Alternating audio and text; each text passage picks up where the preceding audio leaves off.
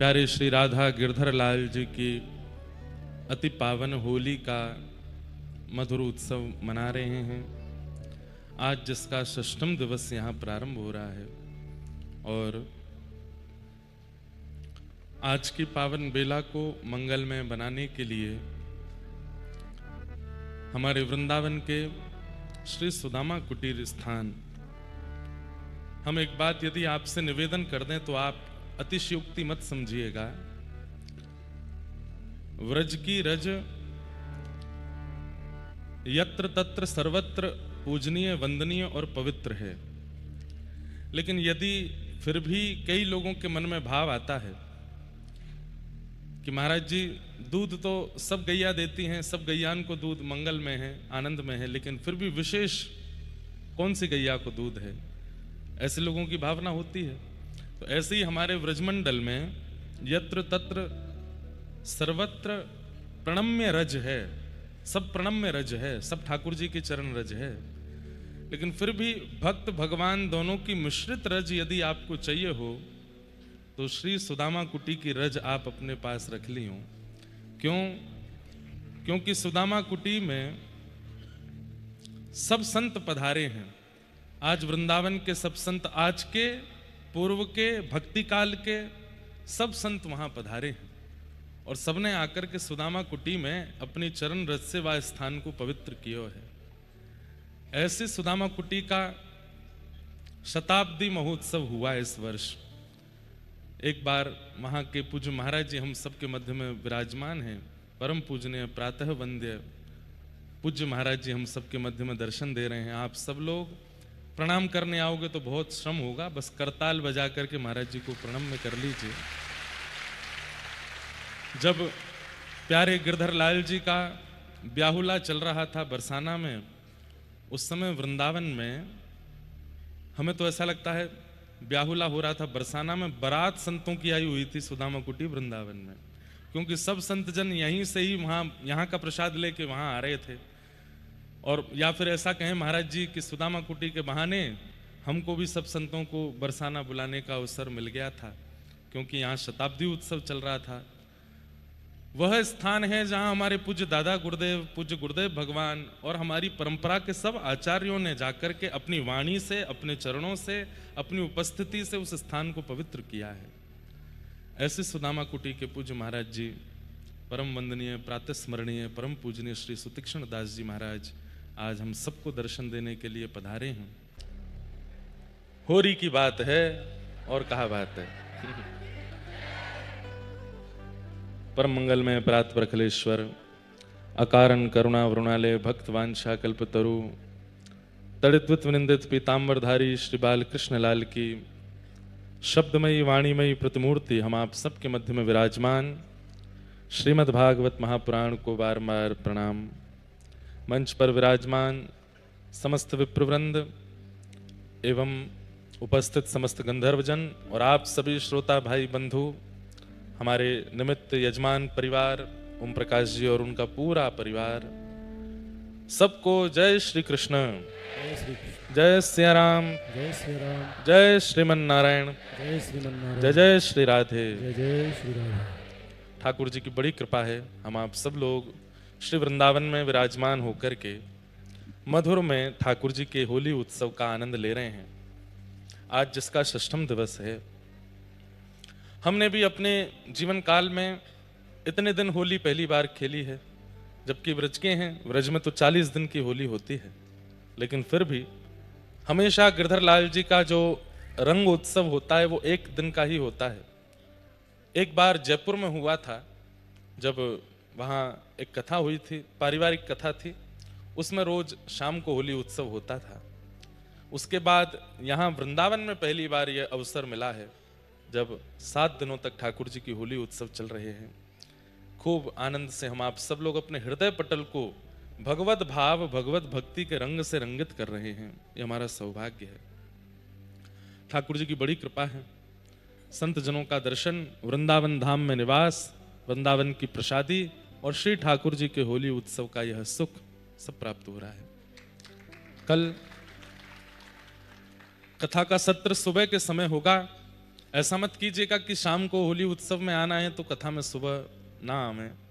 कल हम आप सब लोग श्री राघव जी की होली सुनेंगे। अयोध्या में राम जी कैसी होली खेलते हैं। लोग बागों ने कीर्तन भजन तो सुने हैं राम जी की होली के, पर श्री राघव जी की होली कैसी होती है उसका भाव कल सुनेंगे। और कल गौर पूर्णिमा भी आ रही है तो महाप्रभु जी का भी भाव थोड़ा बहुत सुनेंगे। और होली का कल विश्राम करेंगे यहाँ कथा में। और फिर उसके बाद 2-2:30 बजे तक आप सब लोग पहुंचने का प्रयास कीजिएगा भक्तिपथ गौकुलम गोंदा अटस। वहाँ लाल जी की फिर रंग भरी होरी, नौका विहार और डोल का उत्सव होगा। आप सब लोग पधारेंगे, खूब सुख से वहाँ उत्सव करेंगे। 5:30 बजे तक उत्सव विश्राम करना है क्योंकि रात्रि में सब लोगों को वापस वृंदावन आ जाएं। ज़्यादा दूर नहीं है, 5-6 किलोमीटर ही है यहाँ से, लेकिन एकांत में है इसलिए हम ज़्यादा रात्रि वहाँ नहीं करना चाहते। आप सब लोग अपने साधनों से वहाँ जा सकते हैं और जो लोग बाहर से आ रहे हैं वो भी सीधे वहाँ पहुँच सकते हैं क्योंकि वो पुलिस बैरिकेडिंग से बाहर की बात है, वहाँ कोई रोक टोक नहीं है। और जो रिक्शा आदि से पहुँचने का प्रयास करेंगे तो हमने चर्चा की है कि लगभग 50-60 रिक्शा अगर वहाँ करवा दिए जाएं ताकि लोगों को वापस आने में दिक्कत ना हो, तो वहाँ कुछ रिक्शों की व्यवस्था भी कर देंगे। पर फिर भी हो सके तो आप सब लोग प्रयास कीजिएगा कि कोई साधन आपके पास में हो ताकि वहाँ से लौटने में दिक्कत ना हो। आप सब, हमको बस वही चिंता है क्योंकि होली का माहौल है, माताएं बहनें बहुत हैं और कोई ऐसा, भगवान तो सब, लाल जी सबकी रक्षा करते हैं, कोई ऐसी दिक्कत नहीं, पर हमारा काम सावधान करना है। इसलिए सावधानी से आप सब लोग, दिन ढलने से पहले हम उत्सव विश्राम करेंगे तो जल्दी पहुंचिएगा, जल्दी फिर वहां से वापस आएंगे।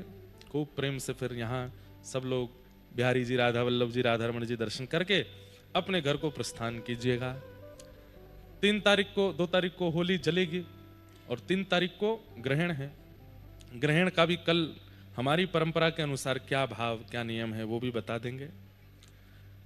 12 घंटे पूर्व ठाकुर जी की सेवा आदि सब कर देनी है और ठाकुर जी का प्रसाद भोग करके शयन करा देना है। तत्पश्चात संध्या में मोक्ष के बाद स्नान आदि करके फिर ठाकुर जी की शयन की भूमिका करनी है। और रंग भरी धुलेड़ी वो 5 तारीख को सब लोग अपने घर में मनाइएगा, अपने घर के ठाकुर जी के साथ होली खेलिएगा जहां जहां से आप सब लोग। हाँ, 4 तारीख को, कोई बात नहीं, भूल जाते हैं कभी, बुढ़ापे का दिमाग है। 4 तारीख को कर लेना। हाँ, जय हो। तो 4 तारीख को सब लोग करिएगा प्रेम से और ऐसे भाव रहेंगे। आज की कथा में हम लोग प्रवेश करें। कल हम लोगों ने श्रवण किया कि श्री ठाकुर जी धीरे धीरे बड़े भये और ब्रजमंडल में खूब ऊधम करन लगे। अब ठाकुर जी के सब भाव बने वृंदावन आवे के। नंद उपनंद सब ने कही कि अब वृंदावन चलो, और श्री ठाकुर जी सब ब्रजवासियों के साथ वृंदावन आए। कि वनम वृंदावनम नाम पशव्यम नवकाननम गोप गोपी गवाम सेव्यम पुण्याद्रि तृणवीरुधम। ठाकुर जी वृंदावन पधारे और वृंदावन में आकर के ठाकुर जी इतने प्रसन्न हैं। वृंदावनम संप्रविश्य सर्वकाल सुखावहम। ठाकुर जी जितने मदमस्त, जितने आनंद में, जितनी प्रसन्नता में वृंदावन में रहते हैं, इतने प्रसन्न ठाकुर जी और दुनिया में कहीं नहीं रहते। सबसे ज्यादा प्रसन्नता ठाकुर जी को यहाँ बसवे में आती है, यहाँ रहने में आती। बस वो वृंदावन को नीको। ठाकुर जी को बहुत प्रिय लगता है वृंदावन। क्यों? किशोरी जी के कर कमलों से रचना हुई है वृंदावन की, इसलिए श्री ठाकुर जी को वृंदावन अति प्रिय है। वृंदावन आकर के श्री ठाकुर जी श्याम सुंदर विराजमान हो गए और यहां पर अपनी मधुर लीलाएं करने लगे। अघासुर नामक एक दैत्य का वध किया जो कि नाग के रूप में आया था। इतना विशाल मुख खोल करके मार्ग पर बैठा था कि ब्रजवासियों को लगी जे कोई गुफा है। सब रेवा के भीतर चले गए। वो बोले, लाला बड़ी गुदगुदी गुफा मिली है, तू आजा भीतर। ठाकुर जी बोले, अरे गुफा ना है, मुंह देखन दे कहा है। अंदर आकर के ठाकुर जी ने देखा तो ब्रजवासियों ने अपने गौचारण के समय जो झोला टांग के चलते, वो उस नाग के ऐसे खुंटी जैसे दांत उन पर टांग दिए। ठाकुर जी बोले, अरे भैया ये तो कुछ और लग रहा है मुंह को। मधुमंगल तन सुखा मन सुखा, तो जोर जोर से कूदे उसकी जीभ थी। ठाकुर जी ने जैसे ही मुख में प्रवेश किया, अघासुर बस यही देख रहा था कि ये भीतर आवे तो मैं मुख बंद करूं। इतना विशाल नाग बन के आया। जैसे ही ठाकुर जी भीतर गए उसने मुख बंद किया। भगवान ने दौड़ करके कंठ में प्रवेश करके अपने शरीर को फुला करके उसको बीच से विदीर्ण कर दिया और सब ग्वाल बालों की रक्षा की। परंतु ग्वाल बाल सब मूर्छित हो गए थे, क्योंकि उस नाग ने पेट से विष उगला था। भगवान ने अपने सब ग्वाल बाल और सब गैया बछिया बछियान को देखा और सबको कृपा भरी दृष्टि से देख करके ठाकुर जी ने पुनः जीवित कर दिया। और उसके बाद ठाकुर जी ने मधुर छाक लीला की है कि विभ्रद वेणुम जठर पटयो श्रृंग वेत्रे च कच्छे वामे पाणे मृषण कवलम तत्फलम नांगुलीषु तिष्ठन् मध्ये स्वपर सुहृदो हासयन् निर्मभिस्मे स्वर्गे लोके मिषति विभुजे यज्ञ भुक् बालकेली। बंधुओं, बहुत ध्यान से सुनिएगा सब लोग। जिस प्रकार ठाकुर जी का श्रृंगार ठाकुर जी को प्रिय है, ठाकुर जी के साज सज्जे खूब सुंदर सजाओ अच्छा लगता है। जैसे अभी हमारे गिरधर लाल जी संध्या में विराजमान होते हैं तो पीछे सफेद पिछवाई पर खेल होता है, वो खेल किया जाता है। तो वहां पे अलग अलग रचनाएं बनाई जाती हैं गुलाल से।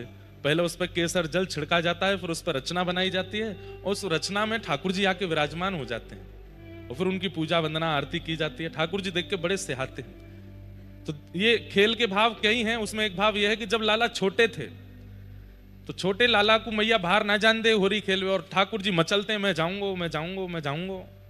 तो श्री यशोदा मैया लाला के सामने खेल करती हैं और खेल करके रचना बनाती हैं और रचना करके लाला उन्हीं खेल के जो खिलौने जो मैया ने बनाए उनके संग ही खेलते हैं। तो बाहर जाके लाला की नाक में कान में आंख में गुलाल नहीं चलो जाए, ये भाव भी है। अन्य सखियों के भाव भी हैं। तो ये सब भाव से खेल होता है, ठाकुर जी को प्रिय लगता है। आप देखेंगे नाथद्वारा पद्धति में सब लाल गुलाल और सफेद अबीर, बस इसके अलावा तीसरा रंग नहीं है। इन्हीं दो रंगों से होली कल हम लोग खेलेंगे गौशाला में भी। वैसे तो कई सारे लोग बहुत कुछ लेकर के आए हैं, लेकिन उनका प्रयोग भी करना तो पड़ेगा, पर विशेष रूप से इन्हीं से ठाकुर जी, और ये सब नाथद्वारा से ही मंगाए हैं। आप स्पर्श करके देखेंगे तो रुई से भी ज्यादा कोमल, कमल की पराग से भी ज्यादा कोमल है रंग। और ऐसा है कि बिना स्नान के अगर कपड़े से पोंछो तो निकल जाएगा। भाई रंग तो प्रकट रूप में एक वस्तु है, बाकी होली तो भाव से होती है ना। तो इसलिए जो आजकल हो रहा है ना, सब जगह पर मारकाट मची पड़ी है, अभद्रता पर आ जाते हैं, ये होली का स्वरूप नहीं है। अभद्रता नहीं करनी है, बहुत भाव से खेलना है, प्रेम से खेलना है, रस से खेलना है। तेसु के पुष्प, उनसे निर्मित जल, वो सब पे छिड़का जाएगा। उसमें केसर भी होगी, कपूर भी होगा, चंदन भी होगा, वो सब पे छिड़का जाएगा। तो ठाकुर जी को आपकी देखो महंगी वस्तु नहीं होती है, महंगी वस्तु नहीं होती ठाकुर जी की सेवा में। ठाकुर जी की सेवा में वस्तु को लाने में व्यक्ति ने अपना कितना भाव पिरोया है, वो विशेष बात है। एक प्रसंग आता है कि कृष्णदास जी ऋतु का सबसे पहला फल लेने के लिए गए कि सबसे पहला फल ऋतु का जो आएगा वो ठाकुर जी को भोग लगेगा। तो ऋतु का सबसे पहला फल आया खरबूज लेने के लिए। जैसे गए तो उस समय तो ढकेलों पर लेकर के ही चलते थे। कृष्णदास जी पहुंच गए, जाकर के बोले भैया ये खरबूज हमको दे दो। इतने में ही नगर के राजा के सैनिक आ गए, बोले नहीं नहीं इनको नहीं, हमको दो, ऋतु का पहला फल राजा भोग लगाएगा। कृष्णदास जी बोले ऋतु का पहला फल महाराजा भोग लगाएगा, राजा नहीं। तुम्हारे राजा तो एक गांव के, एक शहर, एक नगर के हैं, पर हमारे महाराजा तो पूरे त्रिलोकी के हैं। पहला फल का भोग वो लगाएंगे, तुम नहीं लेके जाओगे। दुकानदार बोला भगवान आप लोग लड़िए मत, मैं आपको भी दे देता हूं, मैं आपको भी दे देता हूं, मेरे पास कुछ फल हैं। बोले तो राजा के सैनिक बोले नहीं नहीं कुछ नहीं चाहिए हमको, झूठन थोड़ी चाहिए, पूरा पूरा चाहिए, पूरी ढकेल लेके जाएंगे हम तो। कृष्णदास जी बोले तो हम भी महाराजा के सेवक हैं, हम भी पूरी लेके जाएंगे। फल विक्रेता ने कहा भैया मेरे पास एक ढकेल ही फल है, मैं दो लोगों में कैसे बांटूं, आप लोग आपस में समन्वय कर लीजिए किसको देना है। तो राजा के सैनिक बोले हम राजा के सैनिक हैं, थोड़ा राजा से डरो, इस संसार में रह नहीं पाओगे जीवित। कृष्णदास जी बोले हम महाराजा के सेवक हैं, संसार में तो रह भी लोगे, पर वहां कहां जाओगे अगर वो रूठ गए तो। हमको फल दो। अंत में स्थिति आ गई कि महाराज राजा के सेवक बोली लगाने लगे, 10 रुपए, 11 रुपए, 15 रुपए, अब जितना बोले कृष्णदास जी उससे अधिक बोल दें। अंत तो गत्वा जो फल की कीमत, जिन फलों की कीमत 1 रुपया थी वो 100 रुपया पहुंच गई। 100 रुपया बहुत होता था उस समय पे। कृष्णदास जी पर तो नहीं थे इतने, लेकिन बोले आए ठाकुर जी की कानी से बोले आए 100 रुपए। सैनिक बोले अब फंस गए हम। बोले क्यों? 100 रुपए के फल लेके जाएंगे तो राजा उल्टा मारेगा। और 100 रुपए के फल लाए हो? कहां 1 रुपए की कीमत तुम 100 रुपए का लाए हो? राजा के खजाने को क्या ऐसी समझ रखा है? कोई पेड़ पे उगते हैं पैसे? तो सैनिकों ने कहा भैया हमको नहीं चाहिए, इनको ही दे दो 100 रुपए को। दुकानदार ने कहा महाराज आप कहें तो मैं 90 कर दूं। बोले नहीं, 100 कहा है तो 100 ही देंगे, अभी तो हम पे नहीं है, हम गुसाई जी से प्रार्थना करके दिलवा देंगे, 100 रुपए का दो। फल लेकर के जब गए तो रसोई घर में पधरा दिया। गुसाई जी ने जब देखा तो बिल दे दिया था। बोले बिल तो नहीं, मैंने लिख के दे दिया, इतने रुपए का है। गुसाई जी बोले इतना महंगा फल लेके? 100 रुपए में साल भर की सामग्री आ जाती है, तुम केवल फल लेकर के आए हो 100 रुपए का। तो नेत्र सजल हो गए, महाराज मैं क्या बताऊं, ऐसी ऐसी बात हो गई थी, ठाकुर जी की नाक बचानी थी इसलिए 100 रुपए का लाया। तो बोले कहां है फल, भोग लगाओ। रसोई घर में जाके देखा तो फल ही नहीं था, कोई चोरी कर ले गया। कृष्णदास जी अब तो रोए, बोले एक तो 100 रुपए का फल लाए, ऊपर से कोई उठा ले गया। बहुत ढूंढा नहीं मिला, संध्या का समय हो गया, ठाकुर जी के कपाट खुलने थे, 4 साढ़े 4 बजे फल का भोग लगता है ठाकुर जी को शाम को। अब वो फल तो था नहीं, तो दूसरे फल अमनिया कर दिए। जैसे ही गर्भगृह में लेकर के फल गए तो क्या देखे, श्री प्रिया प्रियतम प्रत्यक्ष गर्भगृह में प्रकट हो गए और उस फल से गेंद की तरह खेल रहे हैं आपस में। और कृष्णदास जी को जब ये भाव पता चला, आनंदित हो गए। बोले आप इतने मनोभाव से फल लेकर के आए, रकम कितनी थी ये जरूरी नहीं, पर मेरे ठाकुर जी को विशेष फल जाना चाहिए, इस भाव से लेकर के आए। तो ठाकुर जी उस फल से क्रीड़ा कर रहे थे, उस फल से खेल रहे थे। कई लोग हैं वो दूसरों को दिखाने के लिए ठाकुर जी के आभूषण महंगे लाते हैं कि दुनिया को हम बता पाए कि देखो पन्ना पहना रखा है, सोना पहना रखा है, ठाकुर जी का ये हीरा इतने का है। ये नहीं, किसी को मत बताइए, आप ठाकुर जी को पधरा दीजिए केवल भाव से कि मेरे राज दुलारे लाला हैं, राजा महाराजान की तरह इनको श्रृंगार होना चाहिए। तो आप क्या अनुभव करेंगे कभी एकांत में कि ठाकुर जी उस श्रृंगार के भाव को अपने हृदय से लगाते हैं कि अरे मुझे सुख देने के लिए, मुझे प्रसन्न करने के लिए रत्न लेकर के आया है। कोई पत्नी के लिए सुंदर आभूषण लेकर के आवे और पत्नी जब जब परिवार या समाज संसार में कहीं जावे तो पति सबको ये कहे तुमने नग देखा उसका है, नग देखा, देख के आओ, 10 लाख का सेट पहनाया मैंने उसको। एक समय आने पे पत्नी को बुरा लगेगा ना, तुमने दुनिया को दिखाने के लिए मुझे पहनाया है कि मेरी प्रसन्नता के लिए मुझे पहनाया है। ठीक वैसे ही ठाकुर जी की प्रसन्नता के लिए वस्तु प्रस्तुत करनी है, ना कि समाज संसार को दिखाने बताने के लिए। हमने ये पहनाया, हमने ये धारण कराया, लेकिन उसमें जितनी अच्छी से अच्छी वस्तु आ सके उस वस्तु को ठाकुर जी को पधराना चाहिए, ठाकुर जी को निवेदित करना चाहिए, ताकि ठाकुर जी राजी हो जाएं, ठाकुर जी प्रसन्न हो जाएं। आहा, ठाकुर जी राजी हो जाएं, उनके सुख के लिए वस्तु पधराओ। हमेशा चांदी के सोने के थाल में ठाकुर जी का भोग बनता है, परंतु हम आपको एक बात बताऊं, मिट्टी के बर्तन में जिस दिन आप भोग धराते हो ना, उस दिन ठाकुर जी लगता है कि आरोग रहे हैं, आज ठाकुर जी पा रहे हैं। हमारे स्वामी जी श्री हरदास जी महाराज मिट्टी के रज के बर्तनों में ठाकुर जी का भोग पधराते थे। तो एक राजा ने आकर के जब मिट्टी के बर्तन देखे तो उसने स्वामी जी से कहा आपकी आज्ञा हो तो मैं सोने के बर्तन बनवा दूं। स्वामी जी कुछ नहीं बोले, बोले सोना क्या बराबरी करेगा व्रज की रज की। थोड़ी देर बाद जब भोग प्रसादी हो गई तो बोले तो एक काम करो, रसोई घर में जाके बर्तन गिन लो और जितने बर्तन है बनवा दो, उतने बड़े उतने सब बनवा देना। राजा जैसे ही रसोई घर में गया, ठाकुर जी की प्रसादी के बाद धुले हुए उन वस्तुओं को जब जाकर के देखा तो सारे जो मिट्टी के बर्तन थे, रज के बर्तन थे, सब में नग, सब में मणियां, सब में माणिक, ना जाने विविध विविध प्रकार के आभूषण लगे हुए हैं, वे सब चमक रहे हैं। राजा देख करके आश्चर्यचकित हो गया कि अभी तो ये रज के थे, ये अचानक से इतने रत्नों के कैसे हो गए। ठाकुर जी के शरणागति के भाव से स्वामी श्री हरदास जी महाराज कहे, भाई रत्न अपनी चमक, रत्न अपनी खूबसूरती संसार को लुभाने में प्रकट करता है, पर ठाकुर जी के सन्मुख जाके तो रत्न भी मैं रत्न हूं ये भुला करके रज बन जाता है कि कहीं मेरे रत्न स्वभाव पर कोई आकृष्ट ना हो जाए। अब मान लीजिए गिरधर लाल जी के सामने बहुत बड़ा एक सुंदर परात रख दी जाए, उसमें हरे रंग का एक नग लगा दिया जाए, आप लाल जी को कम देखोगे, नग को ज्यादा देखोगे। उस परात को ज्यादा देखोगे।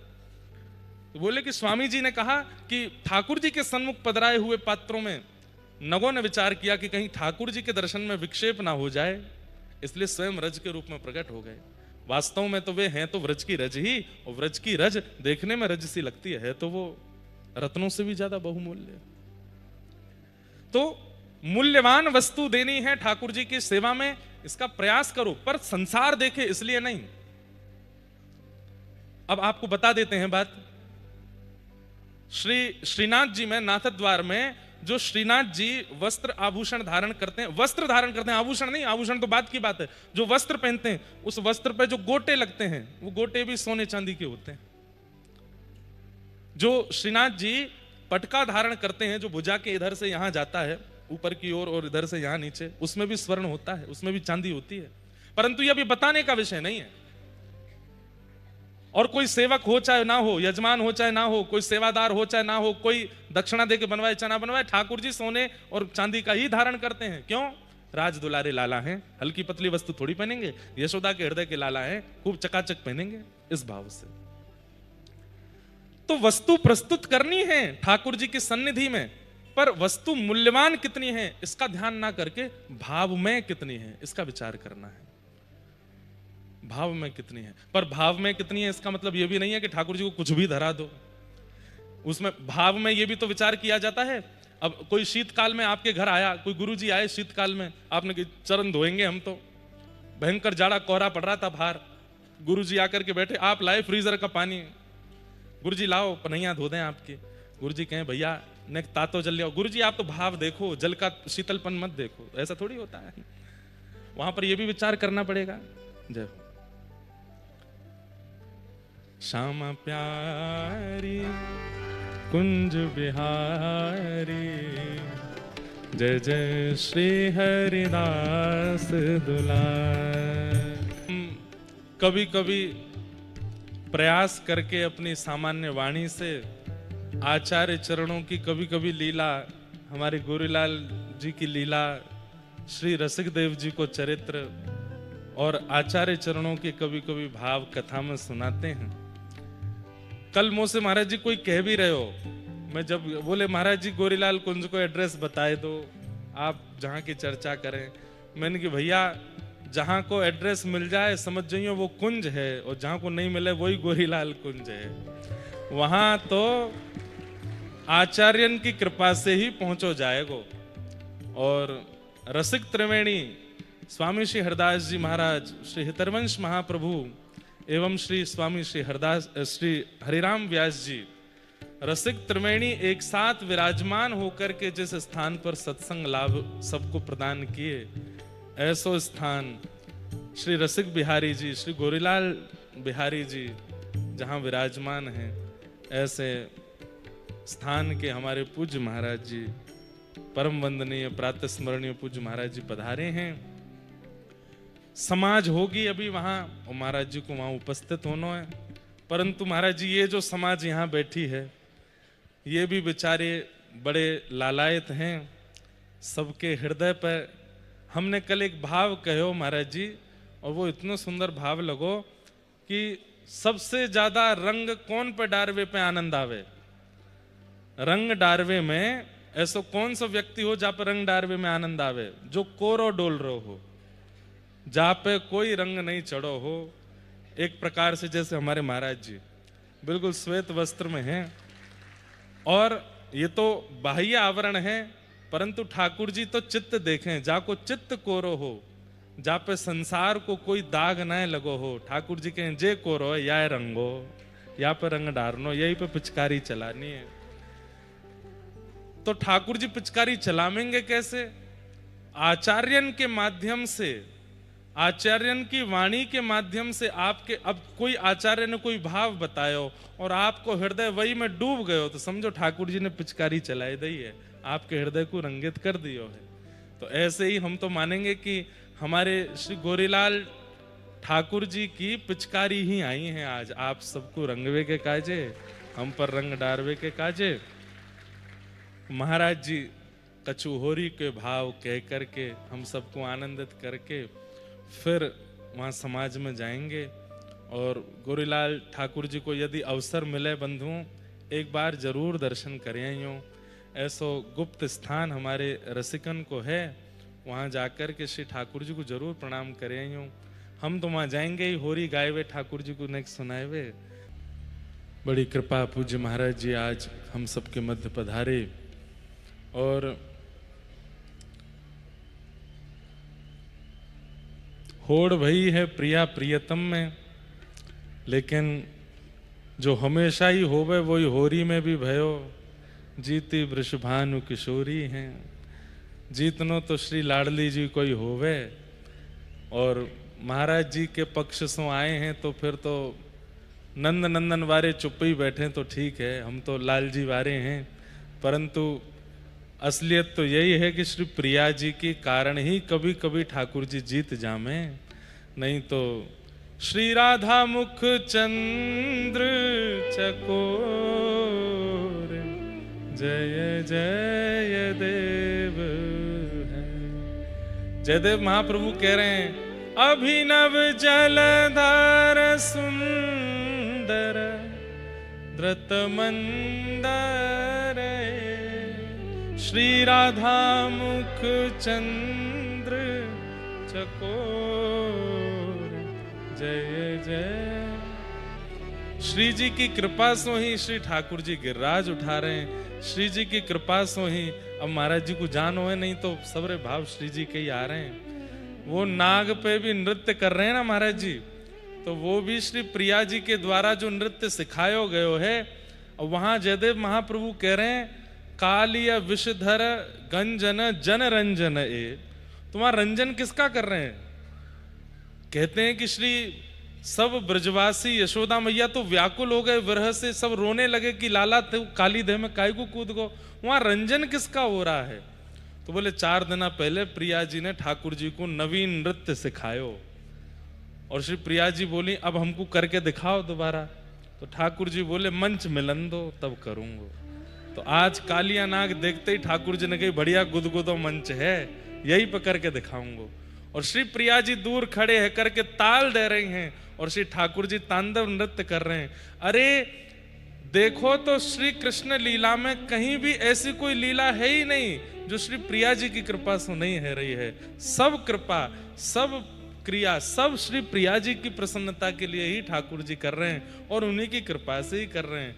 या हमारे माई श्यामा जू को राज, हमारे माई श्यामा जू को राज। ऐसे पूज्य महाराज जी आपने आज होरी में, आज होली में ब्याह है ठाकुर जी को। अभी कथा विश्राम के बाद में ठाकुर जी को निकुंज में होरी में ब्याहुला होएगो। हमारे राधा वल्लभ जी परंपरा में अभी हम गए 2 दिन पहले पूज्य हमारे प्रेम गली वाले महाराज जी के पास, तो वे बोले श्री राधा वल्लभ जी के 2 सरकारी ब्याह हैं, एक होरी में होवे और एक दीपावली के पास होवे। बोले कोई कराए चाहे नहीं कराए, यजमान हो चाहे नहीं हो, ठाकुर जी ब्याहुला होएगो ही होएगो। तो आज यहाँ पे भी हमारे गिरधर लाल जी को सरकारी ब्याह है। आज ठाकुर जी सहरा में होरी खेलेंगे, होरी खेलते खेलते सखियां सहरा बांध देंगी और फिर यहाँ ब्याहुला रंग में ब्याह होएगो। ऐसे हमारे पूज्य महाराज जी पधारे, बड़ी कृपा, आपको आशीष। और आपको, आप तो महाराज जी बस एक ही स्नेह देते जाओ कि श्री प्रिया प्रियतम में ऐसो ही मन लगो रहे। ये गुलाल ऐसे नहीं डालनो पड़े, सदा नेत्रन में ही वो लाल है जाए जो आप कह रहे, बस यही भाव है। श्यामा प्यारी कुंज बिहारी जय जय श्री हरिदास दुलार। श्यामा प्यारी कुंज बिहारी जय श्री हरिदास दुलार। करताल बजाओ। श्यामा प्यारी कुंज बिहारी जय जय श्री हरिदास दुलारे। श्यामा प्यारी कुंज बिहारी जय जय श्री हरिदास श्यामा प्यारी कुंज बिहारी जय जय श्री हरिदास दुलारी। ओ श्यामा प्यारी कुंज बिहारी जय जय श्री हरिदास ओ श्यामा प्यारी कुंज बिहारी जय जय श्री हरिदास दुलारी।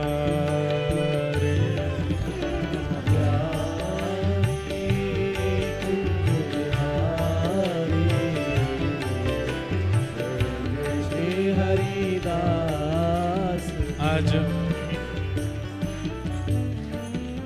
हम आप सबको आज तो ऐसे ऐसे अद्भुत रंग मिल रहे हैं। पूज्य सुदामा कुटी वाले महाराज जी आए, गोरीलाल कुंज वाले पूज्य महाराज जी पधारे और अभी अभी हम सब पर कृपा करके जिस व्यासपीठ की परंपरा का आप लोग रसस्वादन कर रहे हैं, ऐसी व्यासपीठ पर हमें उंगली पकड़ के बैठाने वाले तन के पिता, मन के और आत्मा के गुरु, ऐसे हमारे सदगुरुदेव भगवान पूज्य पिताजी महाराज आप पधारे हैं।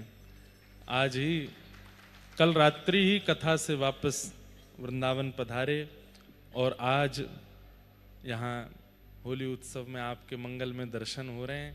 पूज्य गुरुदेव भगवान को बारंबार प्रणाम। सब श्रोताओं की ओर से आपके श्री चरणों में प्रणाम करते हुए होली की बधाई हो। और देखो सावधान, कोई रंग नहीं उछालेगो, है ना? बिल्कुल गुरुदेव भगवान आ गए हैं। अब तो बहुत सदी भाई होली खेलेंगे हैं। कल तक जितनो उधमो कर लियो, अब प्रिंसिपल सर आ गए हैं। लेकिन भैया हमारे लाला कौन रोके, वो कोई बना रोके। तो देखें आज वो तो आएंगे, तो नका तो होएगा, थोड़ा बहुत होएगा, बातें ज्यादा नहीं होगा। हाँ, आप लोग नाक वाक बंद कर लेना जब नकाद रंग हुए, तो बाकी सब आनंद है। विभ्रद वेणुम जठर पटयो श्रांग वेत्रे च कच्छे वामे पाणौ मृषण कवलम तत्फलम लांगुलीषु तिष्ठन् मध्ये स्वपरश्वहिदो हासयन् निर्मभिस्वे स्वर्गे लोके मिशति विभुजे यज्ञ भुक्बाल केली। ठाकुर जी अपने सब ग्वाल बालों के साथ में मंगल वन भोज कर रहे हैं। अनेक बार मैंने इस भाव का वर्णन किया है, परंतु वर्णन सुनकर के अगर आप अपने घर के लाला के संग ये लीला नहीं करते हो तो फिर कहीं ना कहीं चूक रहे हो। ठाकुर जी को चांदी के थाल में पवाओ, ठाकुर जी को सोने के थाल में पवाओ, पर कभी कभी ठाकुर जी को ऐसे पवाओ जैसे यहां वर्णन है। जैसे एक ही रोटी इतनी बड़ी बनाओ, रोटला जैसो बनाओ, कच्ची नहीं हो, खूब सुंदर हो। जहाँ पे नहीं बनानी आवे वो प्रयास भी ना करे, पतो चली ठाकुर जी के पेट में दर्द है वो नहीं। प्रेम सो हाथ की रोटी बनाओ और वही रोटी के ऊपर ही नेक सो साग, नेक सी चटनी, नेक सो दही, नेक सी मिर्च भी ऐसी हो जो ज्यादा तीखी नहीं हो, और गुड़ पधरा दो।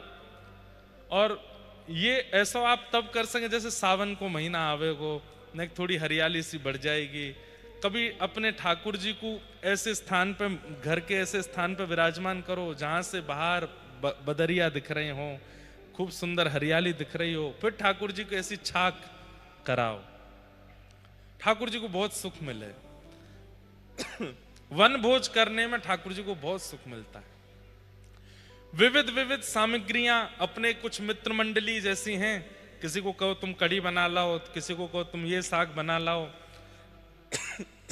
और सब मिट्टी के बर्तनों में ही लाओ और ठाकुर जी के सामने जाकर के सब बैठ जाओ।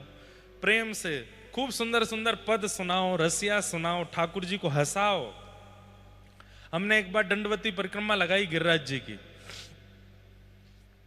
तो सामान्य रूप से गिरिराज जी की दंडवती करने में लोगों को ज्यादा से ज्यादा सप्ताह लगता है और बहुत ज्यादा तो 12 दिन लगते हैं, 10-12 दिन। पर हमको गिरिराज जी की परिक्रमा करने में 6 महीना लगे, दंडवती परिक्रमा। उसके पीछे कारण ये था कि 10 दिन एक बार दिए, फिर कथा करने चले गए और बहुत सारी कथाएं करके फिर आए। फिर इन्हीं दिनों में, होली के दिनों में, एकादशी के दिन ही मेरी परिक्रमा पूरी हुई थी।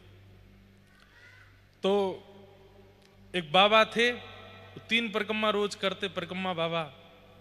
वो हमको पिछली परिक्रमा में मिले, जब पहले शुरू करी तो बड़े प्रसन्न हुए। वाह भैया, देखो कैसो ब्रजवासी, अरे ये दंडवती करवे की तो हम लोगों ने जरूरत है जो बाहर से आए, आप तो ब्रजवासी, आप काहे को दंडवती कर रहे हो।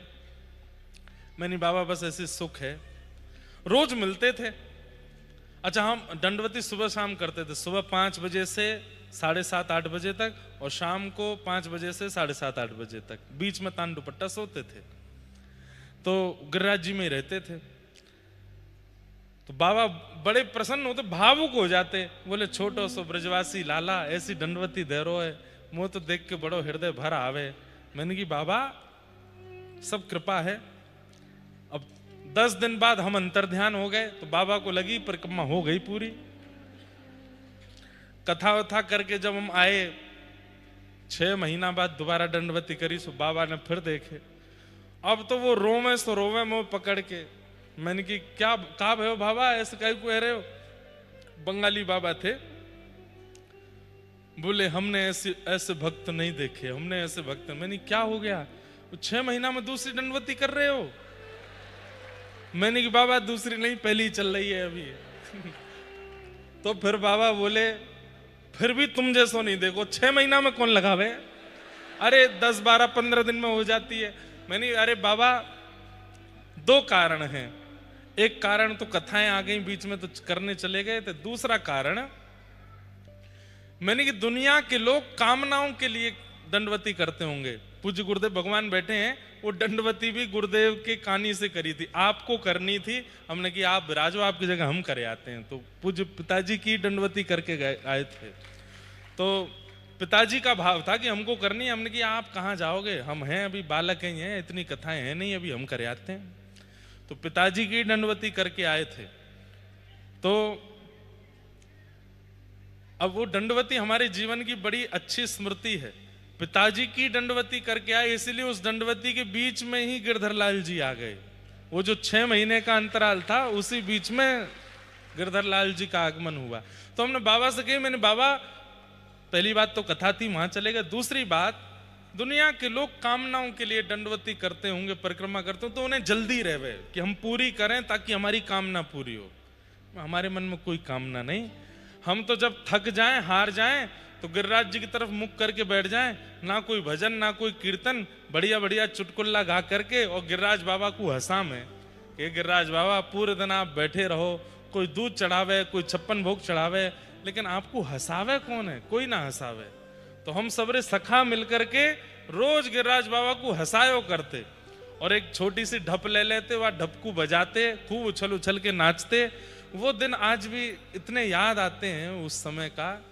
गिरिराज बाबा को इतना, मतलब हमें तो विश्वास हो गया था गिरिराज जी बहुत सुखी हैं। तो मैंने कि बाबा घर में आए हुए मेहमान थे, जब मन लग जाए ना, तो हम रोज यूं कहें आज मत जाओ, आज भी मत जाओ, अगले दिन फिर कहें कल चले जाना, फिर परसों कहें फिर कल चले जाना। मैंने कि बाबा जिनकी दंडवती जल्दी पूरी है जाए, गिरिराज बाबा यूं कहें जल्दी जा, जल्दी कर कर आके निकल। और मेरी 6 महीना तो चल रही है, रोज गिरिराज बाबा रोक रहे, अरे तू रुक जा, कहाँ जाएगा, यहीं डट जा, यहीं बैठ जा। तो बाबा भावुक हो गए, बोले ब्रजवासी बंधु हो, बात बनानो तो कोई आपसे सीखे। मैंने कि बाबा बात बनानो, मैं लाल जी की यही तो गुण है जो ब्रजवासी में आयो है। तो ठाकुर जी को कभी कभी हंसाया भी करो। केवल उनको विष्णु सहस्त्रनाम सुना रहे हैं, गोपाल सहस्त्रनाम सुना रहे हैं, सुंदर पाठ सुना रहे हैं, दिव्य प्रबंध सुना रहे हैं, अच्छी बात है। पर कभी कभी एकांत में, वो भी सबके सामने नहीं हो, कैमरा के आगे तो बिल्कुल भी नहीं, वीडियो बना के नहीं, एकांत में ऐसे ठाकुर जी को नहीं हंसाओ। रसिक प्रीतम हित चित की बातें, श्री गिरधारी जिसु कहिए, तलहटी गोवर्धन की रहिए। हित चित्त की बातें श्री गिरधारी जी सो कहिए, तलेटी गोवर्धन की रहिए। हमारे पंडित श्री गया प्रसाद जी महाराज वो सारी बातें ठाकुर जी से, गिरिराज बाबा से पूरे दिन बतियाते रहते, पूरे दिन बात करते रहते। और उसमें भी हम कष्ट में कितने हैं, हम पीड़ा में कितने हैं, ये वार्ता नहीं बताते ठाकुर जी को। हम प्रसन्न कितने हैं, हम आनंदित कितने हैं, हम उल्लसित कितने हैं, हम उत्साह में कितने हैं, ये बात बताते। तो यहां पर सब बालक ठाकुर जी को घेर करके, मधुमंगल सीदामा सब ठाकुर जी के संग हास्य विनोद कर रहे हैं और किलकिल करके ठाकुर जी हंस रहे हैं। कभी कोई के मुख में कछु खवा रहे हैं, कभी कोई के हाथ से कछु खा रहे हैं। इस तरीके से ठाकुर जी आनंदित हो रहे हैं।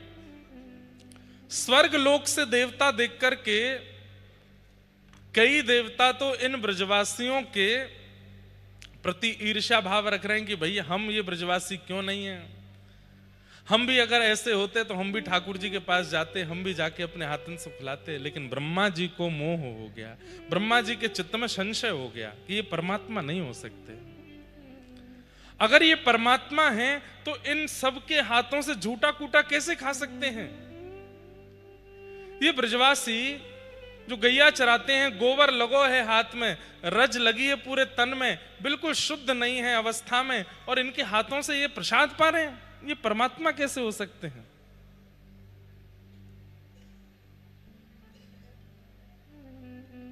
बस इसी संशय के कारण ब्रह्मा जी ने वो किया जो नहीं करना था, सब ग्वाल बालों का हरण कर लिया। ठाकुर जी ने जैसे देखी मेरे ग्वाल बाल सब कहां गए, हरण कर ले गया ब्रह्मा, तो ठाकुर जी ने अपने ही अंतःकरण से समस्त ग्वाल बालों को प्रकट करके आगे की लीला की। 1 वर्ष बाद जब ब्रह्मा जी को संशय निवृत्त हुए, देखा कि वही ग्वाल बाल जो ब्रह्मलोक में वो नीचे विचरण कर रहे हैं, तो ठाकुर जी के चरणों में आकर के स्तुति गाते हुए, नौमिड्यते भ्रवपुषे टडिदंबराय गुंजावतंश परिपेच्छल सन्मुखाय वन्यस्त्रजे कवलवेत्र विषाण वेणु लक्ष्मश्रिये मृदुपदे पशुपांकजाय। कभी अवसर मिले तो ब्रह्मा जी की स्तुति पर कथा हो, बहुत सुंदर है। सब लोग सावधानी से सुनिएगा। ब्रह्मा जी ठाकुर जी के सामने बैठे हैं, बहुत ध्यान से सुनिएगा, अभी इधर उधर नहीं देखो, थोड़ी देर हमको देखो। ब्रह्मा जी कहते हैं, नाथ जो बैठाने की व्यवस्था देख रहे हैं उनसे निवेदन, वो तेज बोल के ना बैठाएं, धीमे धीमे बैठा दिया करें सबको। तो ब्रह्मा जी यहां पर ठाकुर जी से आके क्षमा मांगते हैं कि नाथ मुझसे अपराध हो गया, मैंने आप समझा नहीं, आपके रूप को मैं जान नहीं पाया, जो भी कुछ है। तो ठाकुर जी कुछ बोले नहीं। कई बार ऐसा होता है कि जैसे माताजी रूठ गई, पिताजी नाराज हैं, पत्नी रूठ गई या पति नाराज है या बच्चे रूठ गए, कोई भी अपना संबंधी अगर रुष्ट हो जाता है तो हम उसको जब मनाते हैं तो वो बात नहीं करता, लेकिन हम तभी विषयांतर कर देते हैं। विषयांतर कैसे करते हैं? पहले तो मना रहे थे, अरे ठीक है ऐसा हो गया, गलती हो गई पिताजी माताजी, अब नहीं करेंगे, वो नहीं बोलते कुछ भी, तभी हमने कुछ पूछ लिया विषयांतर करके। अच्छा आपको दिल्ली जाना था, वो कब जा रहे हो आप? तो कई बार विषयांतर करने पर, प्रश्न करने पर न बोलने वाला व्यक्ति बोल पड़ता, कल जाएंगे सुबह। अब जब इतना ही बोल रहे हो तो पूरी बात कर लो, ऐसा होता है ना। तो ब्रह्मा जी बहुत देर तक बोलते रहे ठाकुर जी से, तो ठाकुर जी कुछ नहीं बोले। इतने में ही ब्रह्मा जी ने विषयांतर करके एक प्रश्न कर लिया। खूब देर मनाते रहे, आपके चरण कमल ऐसे हैं, आप तो ऐसे हो, आप तो ऐसे हो। ठाकुर जी मुंह फुलाए बैठे हैं, कुछ नहीं बोले। इतने में ब्रह्मा जी बोले, उच्छेपणम गर्भगतस्य पादयोः किम कल्पते मातुरदोक्ष जागसे कस्मिन् स्तनास्तव्य पदर्श भूषितम तवास्ति कुक्षे कियदप्यनंततः। ब्रह्मा जी ने क्या पूछा? बोले नाथ एक बात बताइए, क्या गर्भ में जब बालक होता है मां के गर्भ में जब बालक होता है और गर्भ का बालक जब गर्भ के अंदर थोड़ा बड़ा हो जाता है, अपने हाथ पैर चलाने लगता है, उससे मां को जो उदर में पीड़ा होती है, क्या उस पीड़ा से मां को कष्ट होता है? तो ठाकुर जी जो मुंह फुलाए बैठे थे, नेक ऐसे करके देखे ब्रह्मा जी की ओर, तो ठाकुर जी बोल पड़े, पीड़ा तो होती है लेकिन मां को प्रसन्नता भी होती है कि चलो गर्भ का बालक कुछ गतिविधि तो कर रहा है, गर्भ का बालक हाथ पैर तो चला रहा है, इसलिए वो मां पीड़ा में होती है लेकिन उस बालक पर क्रोधित नहीं होती। ब्रह्मा जी ने तुरंत पकड़े ठाकुर जी और बोले, नाथ ये संपूर्ण ब्रह्मांड आपके उदर में है, इसका मतलब इस ब्रह्मांड का प्रत्येक जीव आपके गर्भ का बालक है, उसी नाते से मैं ब्रह्मा भी आपके गर्भ का बालक हूं। यदि मैंने थोड़ा सा ऊधम कर दिया तो आप मुझसे नाराज क्यों हो गए? नाथ जब गर्भ के बालक की गतिविधि पर मां नाराज नहीं होती तो आप मुझसे नाराज क्यों हो गए? ठाकुर जी और नाराज हो गए वो तो रूठ गए। हम जानते हैं तुम चतुर्मुख वाले हो ना, इसीलिए तुम चतुरानन हो, तुम चतुर शिरोमणि हो, ये चतुराई मेरे सामने मत करो, तुमने बहुत क्रोधित किया हमको। उसके बाद फिर से ब्रह्मा जी ने फिर स्तुति गाई, मान जाइए ठाकुर जी, नहीं माने। तब ब्रह्मा जी ने फिर से विषयांतर कर दिया और अब की बार तो ऐसा विषयांतर किया कि ठाकुर जी ने उत्तर ही नहीं दिया। अब की बार क्या बोले? बोले नाथ एक संशय मेरे मन में, आप मुझसे बात मत करिए पर एक संशय मेरे मन में, उसका समाधान करिए। बहुत दिन बाद ये विषय में बोल पा रहा हूं, पिताजी बैठे इसलिए बोल रहा हूं, नहीं तो जल्दी जल्दी में निकल जाते हैं। तो क्या प्रश्न किया ब्रह्मा जी ने? शेतो विश्व फलात् फलम त्वदर्परम कुत्र पयन् मुयन्ति स्वदेशादिव पूतनापि सकुला त्वामेव देवा पिता। ब्रह्मा जी क्या कह रहे हैं ठाकुर जी से? हे नाथ, हम सब देवताओं ने एक दृश्य देखा था। बोले क्या? पूतना अपने पयोधर में विष लगा करके आई थी और आपको जैसे ही उसने अपना पयोधर पान कराया तो अहो वकीयम स्तनकाल कूटम जिघांक्षयापा यदप्य साध्वी लेभे गतिम धा त्रुचिताम ततोन्यम कंबा दयालुम शरणम ब्रजेम। इधर देखो, इधर देखो, यहां देखो, ध्यान से सुनो। क्या कह रहे हैं ब्रह्मा जी? बोले पयोधर पान कराने वाली पूतना को आपने तुरंत वो गति प्रदान की जो यशोदा मैया को मिलनी चाहिए थी, जो भगवान की मां के लिए स्थिति थी वैकुंठ में, वो आपने पूतना को प्रदान कर दी। ठाकुर जी बोले हाँ, तो इसमें क्या पूछ रहे हो? तो ब्रह्मा जी पूछने लगे, बोले नाथ नेक देर भैया हल्ला मत करो, इधर देख लो, सब लोग देखो। ब्रह्मा जी क्या पूछ रहे हैं? आपने पयोधर पान कराने वाली पूतना को यशोदा मैया की गति प्रदान कर दी, तो नाथ मैं ये पूछना चाहता हूं, इतने दिन मैंने ग्वाल बाल बछड़ा बछियाओं का हरण कर लिया था, तो आप ही बछड़ा बन गए थे, बछिया बन गए थे, ग्वाल बाल बन गए थे। अब इतने रूपों में आपने कितनी गोपी और कितनी गैयान के पयोधर पान किए हैं, अब इनको कौन सी गति दोगे? क्योंकि वैकुंठ में भगवत मातृ गति तो एक ही है और उसमें पहले ही पूतना बैठी है, ऊपर से अभी देव की मैया भी वहीं विराजने वाली है, फिर यशोदा मैया भी है, और अभी इस लीला में तो आपने इतनी सारी गोपी, क्योंकि सबके बालक आप बन गए, और इतने सारे बछड़ा बछिया तो सब गैयाओं के बालक भी आप बन गए, इतने पयोधर आपने पान किए, अब इन सबको कौन सी गति दोगे? ठाकुर जी ने तिरछी नजर से देखा और बिना उत्तर दिए वहां से चले गए। कोई इसका प्रत्युत्तर नहीं दिया, परंतु ये एक विचारणीय बात है। इसका उत्तर ना देने पर ठाकुर जी ने मानो एक संकेत किया हो कि तुम पूछ रहे हो, परंतु मैं जानता हूं कि सब गोपियां और सब गैया जो व्रजमंडल की हैं, जिनका वत्स मैं रहा हूं पिछले 1 साल से, इन सबको मैं स्थान दे चुका हूं। कहां? वैकुंठ में नहीं, वैकुंठपति नारायण, यानी कि मैं अपने हृदय में इनको स्थान दे चुका हूं। ये सब मेरे हृदय में हृदय में विराजेंगे, ये सब मेरे हृदय के स्वामी हैं। मैं भगतन को दास, भगत मेरे मुकुटमणि। मैं भगतन को दास, भगत मेरे मुकुटमणि। मैं तो भक्तों का दास हूं, और भक्त कौन है? मेरे मुकुटमणि है। अनुब्रजाम में हम नित्यम पूये ये तन्य रेणु भी। जैसे एक बचिया अपनी माँ के पीछे पीछे चलती है, उसकी रज में संती हुई, ऐसे ही मैं भी अपने भक्तों के पीछे पीछे डोलता हूं। ठाकुर जी तो इतना प्रेम करते हैं। पर ब्रह्मा जी ने खूब स्तुति गाई, लेकिन ठाकुर जी ने ब्रह्मा जी की ओर नहीं देखा। क्यों? क्योंकि ब्रह्मा ने जो किया उससे ब्रजवासी ठाकुर जी से दूर हो गए, ग्वाल बाल दूर हो गए। इसलिए भैया कभी भी याद रखिए कि ठाकुर जी आपसे ना रूठें, और ठाकुर जी को रुष्ट करने का एक ही उपाय है। ठाकुर जी एक ही कारण से रूठते हैं, बोले क्या?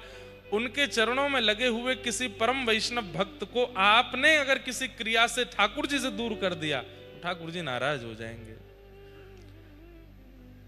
जाके संग कुमति उपजत है, पड़त भजन में भंग। हमको तो चाहिए उसका त्याग करें जिसकी वजह से भजन में भंग पड़ रहा है, पर जो भजन में भंग डालता है उससे ठाकुर जी नाराज हो जाते हैं। अरे वो मेरी सेवा करता है, मेरी आराधना करता है, मेरी कथा सुनता है, और तुम उसको रोकते हो, तुम उसको उसकी सेवा में उसके भाव में व्यवधान बनते हो। ठाकुर जी को व्यवधान करने वाला प्रिय नहीं लगता। इसलिए भैया कोई दोष बन जाए, अपराध बन जाए, सब में क्षमा ही है, पर कभी किसी वैष्णव के भाव पर दोष बुद्धि और किसी वैष्णव की भक्ति में वादक मत बनिएगा, नहीं तो उसका अपराध इतना बड़ा होगा कि आप विचार नहीं कर पाओगे। सदा वैष्णव भक्तों से राजी रहो। ठाकुर जी ब्रह्मा भी हो तो राजी नहीं होंगे। ब्रह्मा से नाराज होकर के ठाकुर जी वहां से चले गए। आगे भगवान की लीलाएं चल रही हैं। ठाकुर जी धीरे धीरे अब 6 वर्ष से ऊपर की अवस्था में जाने लगे, जिसको पौगंड अवस्था कहते हैं। अब धीरे धीरे ठाकुर जी ऐसी लीलाएं करने लगे कि उन लीलाओं को देखकर के गोपियों का चित्त ठाकुर जी में लगने लगा। और उसमें सबसे विशिष्ट लीला है ठाकुर जी की गौचारण लीला। मैं आपसे निवेदन करूं बंधुओं, गोपी गीत की भावना, गिरिराज धारण की भावना, इन सब जो विषय हैं, रास पंचाध्याय आदि, इन सब की जो भूमिका है वो तो गौचारण से ही बनी है। ठाकुर जी जो गौचारण करने के लिए जाते हैं, उस समय का जो दृश्य है, उसके लिए गोपियां वेणुगीत में कहती हैं। अभी जटेरी धाम में वेणुगीत विषय पर थोड़ी चर्चा हुई थी। अक्षणवतां फलमिदं न परं विदाम,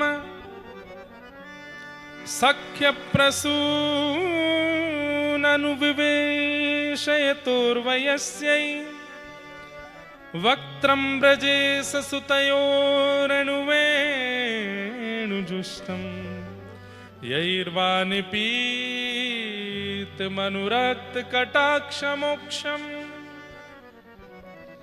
गोपियां मानो मुझसे और आपसे हाथ जोड़ के एक बात का निवेदन कर रही हैं। क्या? अरे भैया, यदि तुम्हें नेत्र मिले हैं और तुम आंखों से देख सकते हो, तो ऐसे कोई कर्म करो कि इन नेत्रों को पाने का साफल्य तुम्हें प्राप्त हो, और इन नेत्रों से तुम कभी गौचारण करते हुए श्याम सुंदर को देख लो। बस तुमने दुनिया देख ली, तुमने विदेश देख लिया, तुमने विश्व देख लिया, लेकिन कभी नेत्रों से यदि गौचारण करते हुए नंद नंदन के कटाक्ष नेत्रों को नहीं देखा, तो नेत्र पाकर के तुमने कुछ नहीं देखा। गोपियां कहती हैं, आज से अपना भजन, साधन, नियम सब एक चीज के सिद्धांत के लिए करो। एक ही फल मांगो सबसे, क्या? कि हमारे नेत्रों को एक बार श्याम सुंदर दिख जाए, बस। राधिका किशोरी संग रमण तुम्हारा, मुझको दिखा दो कभी ऐसा न। भैया देखो, आपको संतुष्टि हो रही होगी कि आपने दीक्षा ले ली, आप वृंदावन आते हो, आप होली उत्सव में आते हो, आप गिरधर लाल जी के ब्याहुला में आते हो, आप जगन्नाथपुरी आते हो, अगली साल चित्रकूट आओगे, आपको संतुष्टि हो जाती होगी। पर मुझे संतुष्टि नहीं होती। 365 दिन कथा करते हैं हम साल में, पर मन में कभी कभी सत्य बता रहे हैं। परिवार के लोग भी सब यहां बैठे हैं, माताजी पिताजी भी बैठे हैं। कभी कभी मन में आता है कि नाथ इतना गा रहे हैं, इतना भज रहे हैं, इतना बोल रहे हैं, हमें पता है इतना कोई बहुत ज्यादा नहीं कर रहे हैं, पर फिर भी इसका फल कुछ तो दीजिए कि एक बार तो दिख जाइए नेत्रों के सामने कुछ लीला करते हुए। फिर मन में भाव भी आता है, गिरधर लाल जी रूठे से दिखते हैं, मैं तो भगवान ना लगूं, यूं कह रहे हो कि मुझे दिख जाओ, मैं हूं तो सही तेरे संग। तो मन में फिर भाव आता है, तो ये भुजा एक बार नीचे करके दिखाओ, एक बार नेक चल के दिखाओ, एक बार नेक बैठ के दिखाओ। भैया आपको संतुष्टि हो रही होगी, पर मोह ना है रही। अंतिम समय जब भी आवे, उससे पहले पहले एक बार तो प्रत्यक्ष देखना है, एक बार प्रत्यक्ष कुछ सुनना है। और बस उन्हीं इसी संकल्प से सारी कथाएं हैं, इसी संकल्प से सारी भक्ति है, इसी संकल्प से सारे भजन है, इसी संकल्प से कीर्तन है, इसी संकल्प से कथा है, और इसी संकल्प से जीवन है। एक बार देखना है बस। राधिका किशोरी संग रमण तुम्हारा, मुझको दिखा दो कभी ऐसा नजारा। राधिका किशोरी संग रमण तिहारा, मुझको दिखा दो कभी ऐसा। गिरधर लाल जी के ब्याहुला में कौन कौन आया था? हाथ ऊपर करो। और गिरधर लाल जी का ब्याहुला लाइव घर बैठ के किस किस ने देखा था? लगभग जितने हैं सब ने। हाँ, पहले दिन ढाणिन लीला हुई थी गिरधर लाल जी के उत्सव में, तो जो ढाणिन बनकर के आए थे मंच पर, जो ढाणिन बनकर के आए थे मंच पर, उन्हीं की रचना है ये। उनकी रचना में अंतिम पंक्ति में रमन शब्द आता है। बहुत निष्किंचन है, ज्यादा किसी के सामने आते नहीं है, पर उनकी ऐसी ऐसी रचनाएं आज सबको याद है, लेकिन कोई नहीं जानता ये लिखी किसने। हमारे कृष्णदास भूटानी भैया वो गाते हैं उनके भाव, और भी हमारे दिव्यदास भैया वो भी गाते हैं, मैं भी गाता हूँ, पर वो बरसाना में ही रहते हैं और हर बार राधाष्टमी के बाद ढाणिन बन के जाते हैं। उनके पद कौन कौन से पता है? चांद सा सलोना मुख लटे घूंघरारे हैं, ये उन्हीं का पद है। और कौन सा पद है? राधिका किशोरी संग रमण तुम्हारा, मुझको दिखा दो कभी ऐसा। और कौन सा पद है उनका? चाल टेढ़ी पाग टेढ़ी सिधरे, वाम मोती लटकन, डोले ब्रज कुंजों में झूम के राधा रमन। इतने सुंदर सुंदर भाव उन्होंने लिखे हैं, और सब राधा रमन जी के भाव से। तो वही बात यहां गोपियां कह रही हैं, अक्षण वताम फलमिदम न परम विदाम। अगर इन नेत्रों से कभी तुमने नंद के लाला को गैया चराते भय नहीं देखो, उनकी कटाक्ष का दर्शन नहीं किया, तो नेत्रों को पाकर के तुमने क्या देखा? कुछ भी तो नहीं देखा। फिर चाहे मैं मर जाऊं, फिर चाहे मैं मर जाऊं, फिर चाहे मैं मर जाऊं, फिर चाहे मैं मर जाऊं, बसा कर नैनन में, छिपा कर नैनन में, बसा कर नैनन में, छुपा कर नैनन में। ओ मनमोहन तुम्हें रिझाऊं, मनमोहन तुम्हें जाऊं, ओ तोहे नित नए लाड़ लड़ाऊं, ओ तोहे नित लाड कैसे बसा कर नैनन में, छिपा कर नैनन में, बसा कर नैनन में, छुपा कर नैनन। अक्षणवतां फलमिदं न परं विदाम, शक्यः प्रसूननु विवेशयतोर्वयस्यै, वक्त्रं व्रजे ससुतयोरनुवेणुजुष्टं, यैर्वा निपीतमनुरक्तकटाक्षमोक्षम्। गोपियां कह रही हैं नेत्र तो मिले पर इन नेत्रों को कभी श्याम सुंदर नहीं दिखे, तो कितना बड़ा दुर्भाग्य है आपका।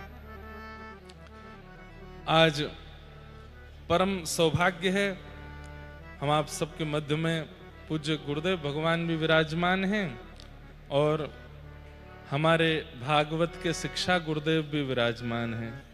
परम पूजनीय परम वंदनीय श्री शिव प्रसाद उपाध्याय गुरु जी, जिन्होंने खूब परिश्रम किया हमारे ऊपर। आप कहते हैं कि भाई आप तो ठाकुर जी के सुपुत्र हैं, आप चाहते तो हमसे ना पढ़ के भी कथा कर लेते। बात आप जैसी कहें वैसी आप कह सकते हैं, पर हमें पता है कि जितना योगदान आपका इस दास के हृदय को भागवत में बनाने में है, वो निश्चित ही अतुलनीय है, उसकी कोई तुलना नहीं कर सकता है। हमें पता है, हमारे एक सखा हैं अनुज जी, उनको पता है कि श्री गुरुदेव भगवान ने कितना प्रेम से, कितना भाव से और कितना समय दे करके अध्ययन हमको कराया है। कितने दिनों तक तो हम अपने घर में ऊपर ही रहते थे, नीचे आते ही नहीं थे उतर के, केवल गुरुदेव भगवान और हम बैठे रहते थे। आपसे मैं इतने प्रश्न करता था, यदि किसी एक दो बार हम और भी कहीं पढ़े, वहाँ दूसरा तीसरा प्रश्न किया तो हमारी पिटाई हो गई थी, लेकिन गुरुदेव भगवान से हम जो भी पूछते थे सब बताते थे। अब गुरुजी पढ़ा रहे हैं कि भाई सक्टासुर नामक दैत्य आया, छोटे से गोपाल जी ने अपने पांव लंबे किए और बैलगाड़ी पलट गई। अब मैं तब कॉन्वेंट स्कूल से ही पढ़ के निकले थे। हमने गुरुजी ऐसे कैसे हो जाएगा, 3 महीना का बालक कैसे पाद प्रहार करके, तो इस पर तो विश्वास नहीं होता। तो हमारे गुरुदेव भगवान ने बहुत सुंदर समझाया, बोले देखो भागवत जी में आगे प्रवेश तब होगा जब ये विश्वास कर लोगे कि भाई ये ठाकुर जी हैं और केवल अपने प्रेमास्पद भक्तों के लिए बाल लीला कर रहे हैं। ये सर्व समर्थवान हैं, सर्व योग्यवान हैं, परंतु केवल प्रेमियों को प्रसन्नता सुख देने के लिए ऐसी लीला कर रहे हैं। और फिर एक उदाहरण दिया, कैसे, जैसे छोटा बालक, अब पिता दफ्तर से आता है शाम को और छोटा बालक पूरे दिन प्रतीक्षा करता है पिताजी कब आएंगे, मैं उनके साथ खेलूंगा। और शाम को जब पिताजी आते हैं तो आए तो दफ्तर से हैं, दफ्तर में सब उनको सलाम करते हैं, सब उनको वंदन करते हैं, वहाँ उनकी बड़ी पहुँच है। लेकिन घर आते ही जैसे अपने बालक को देखते हैं, तुरंत अपने जो जिस रूप को में है उसको भूल करके छोटे बालक बन जाते हैं। अरे चलो आज तो बालक के साथ हम कुश्ती करेंगे, अपने बालक से कहते हैं। अब छोटा सा बालक, उसके छोटे छोटे से हाथ, और छोटे से हाथ से अपने पिता को जैसे ही गुलचा मारता है तो पिता 3 कलामंडी खाता है। अरे गिर दिया, अरे इसमें तो इतनी पावर आ गई, इतनी शक्ति आ गई। तो बच्चा और करता, हाँ मैं पावरफुल हो गया।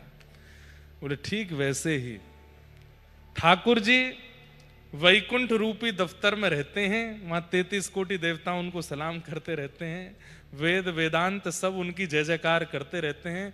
लेकिन जैसे ही वो ब्रज रूपी ब्रजवासी रूपी बालकों के बीच में आते हैं, अपने भक्त रूपी बालकों के बीच में आते हैं, तो सर्व समर्थवान ठाकुर जी बिल्कुल उस पिता की तरह अभिनय करते हैं जैसे वो पिता अपने बालक के सामने करता है। वहां ठाकुर जी भूख के मारे रोते भी हैं। नाम कर्माबाई नहीं है, ठाकुर जी कह रहे हैं जल्दी कर्मा, मंदिर खुलवे को समय है, इसलिए नाम पड़ गया कर्मा। अब ठाकुर जी को भूख लगती है क्या? नहीं लगती, लेकिन भक्तों के लिए भूख भी लग रही है। ठाकुर जी को प्यास लगती है क्या? नहीं, पर भक्तों के लिए प्यासे भी हैं। ठाकुर जी को माखन की बहुत ज्यादा रुचि है क्या? नहीं, पर गोपियों के चित्त को चुराना है घर में जाके, तो ये लीला कर रहे हैं। तो इसलिए इन लीलाओं को ऐसे समझना पड़ेगा, तब जाके हमारी बुद्धि में ये बात बैठी। तो ऐसे इतने उदाहरण दे दे करके, समझा करके, समय दे करके हमारे गुरुदेव ने पढ़ाया है। हमारे ऐसे गुरुदेव पधारे हैं। दोनों गुरुदेव विराजमान हैं, हमारी आत्मा के गुरुदेव, हमारे देह के गुरुदेव और हमारी बुद्धि के गुरुदेव, दोनों गुरुदेव विराज रहे हैं। आप दोनों युगल गुरुदेव के चरणों में बारंबार प्रणाम। आपकी कृपा है। आहा, खूब सुंदर वेणु गीत चल रहा है। ठाकुर जी वन में जाते हैं और वन में जाते हुए श्री ठाकुर जी के उस वेणु रव को सुनकर के व्रज की गोपियां, व्रजांगनाएं सुंदर सुंदर भाव प्रकट करती। एक बहुत सुंदर भाव है। अभी जटेरी में जब कथा थी तब इसका मैं खूब 2-3 दिन तक बोलता रहा, परंतु गौचारण एक ऐसी लीला, ऐसा समय काल है इसमें ठाकुर जी मिलते ही मिलते हैं। नंद गांव में एक महाराज जी रहते थे। तो वो महाराज जी का नियम था कि वो रोज जो मधुकरी लेकर के आते थे ब्रजवासियों के यहां से, उसमें से थोड़ा सा अंश निकाल करके और बाहर पधरा देते थे। तो जो जहां उनकी कुटिया थी वहां आसपास कुछ कुकर आदि, कुत्ते आदि घूमते थे, वो लोग पा लेते थे। कुछ वर्षों तक उन महाराज जी का यही क्रम चलता रहा। मधुकरी लाते, थोड़ा अंश बाहर छोड़ देते। एक विशेष कुकर था, वही पाता था उसको। कुछ दिन के लिए महाराज जी कहीं चले गए। कुछ दिन बाद जब लौट करके आए तो रात्रि में रोने की आवाज आने लगी। तो वो महाराज जी बोले, भाई कौन रो रहा है? कुटिया के बाहर तो कोई दिख नहीं रहा, रो कौन रहा है? तभी एक आवाज आई और उसने कहा कि महाराज मैं एक प्रेत आत्मा हूं और मैं प्रेत बन गया हूं। आपसे ही मेरा उद्धार होना लिखा था, इसलिए मैं कुकर बन के आता था और आपके मधुकरी के बाद जो आपका उच्छिष्ट होता था उसको पा रहा था। मैं कुछ अंश और पाना था, वो पाते ही मेरी मुक्ति हो जानी थी, पर आप पता नहीं कहां चले गए तीर्थ यात्रा के लिए, मेरे वो अंश रह गए हैं और अब मैं फिर से प्रेत योनि में भटक रहा हूं। तो महाराज जी बोले, तुम कैसे प्रेत योनि से मुक्त हो गए? बोले, आप अपने भजन के बल से अगर मेरे ऊपर जल छिड़क दोगे तो मैं प्रेत योनि से मुक्त हो जाऊंगा।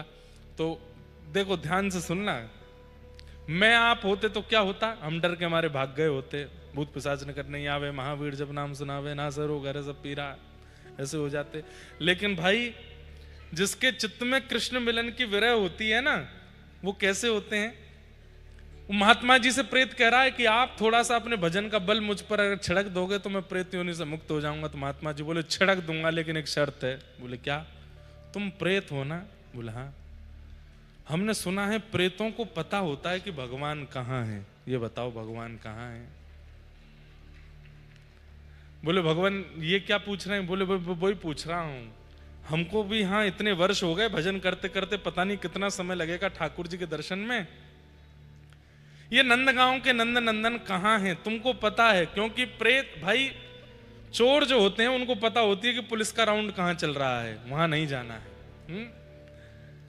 जहां पर पुलिस राउंड लगा रही है वहां जाके चोरी करेंगे तो मरेंगे।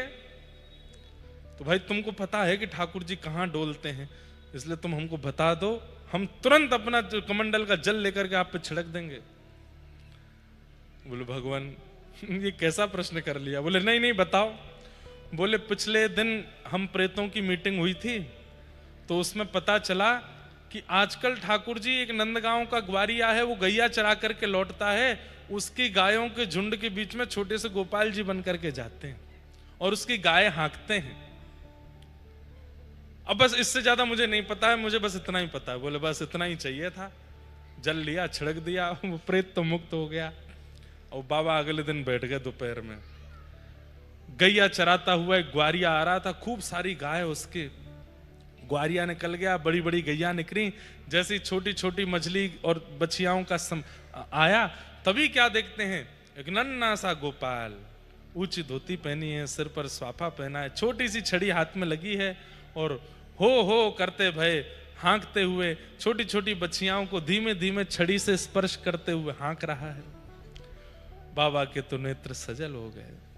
दौड़ करके गए और उन बछड़ा बछियाओं के झुंड के बीच से जाकर के छोटे से गोपाल जी के चरण पकड़ लिए और चरण पकड़ करके बोले, मिल गए श्याम सुंदर, मिल गए नंद नंदन, अरे मिल गए छैल छगनिया गोपाल, अब नहीं जान दूंगा।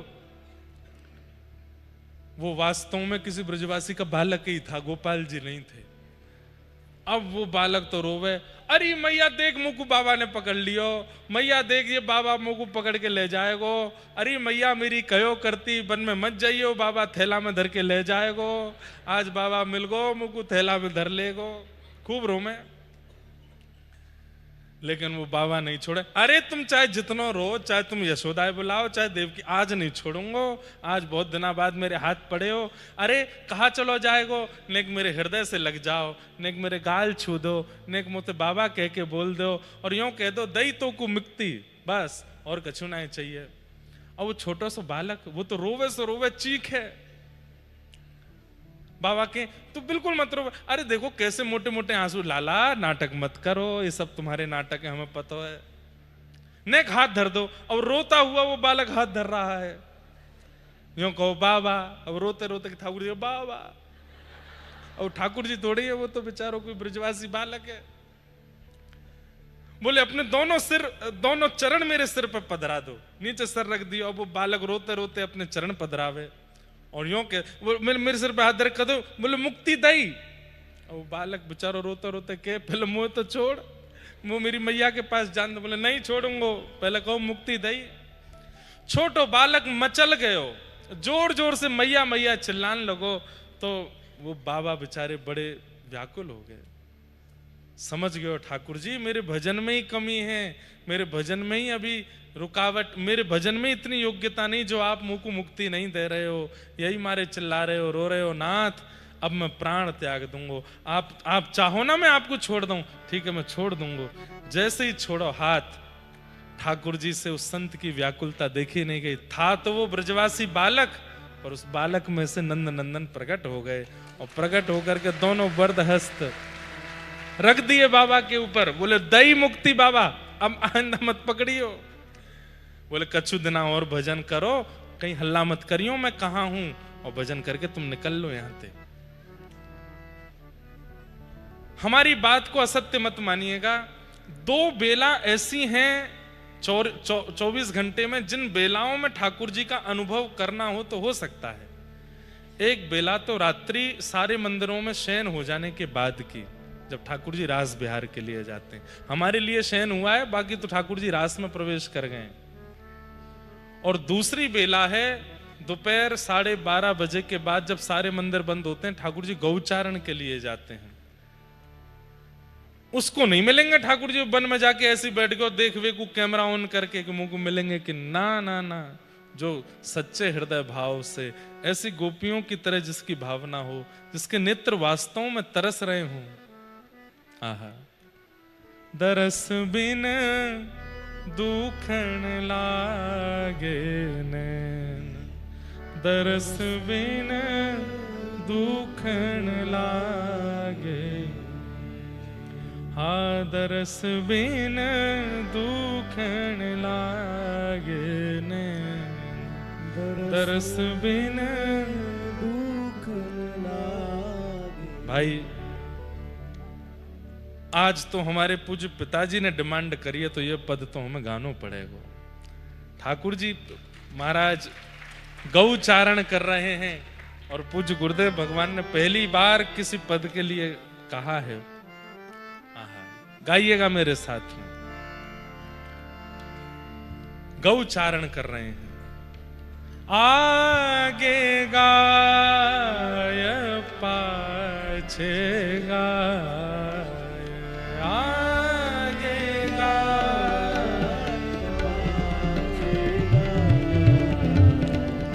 आगे गाय पाछे गाय,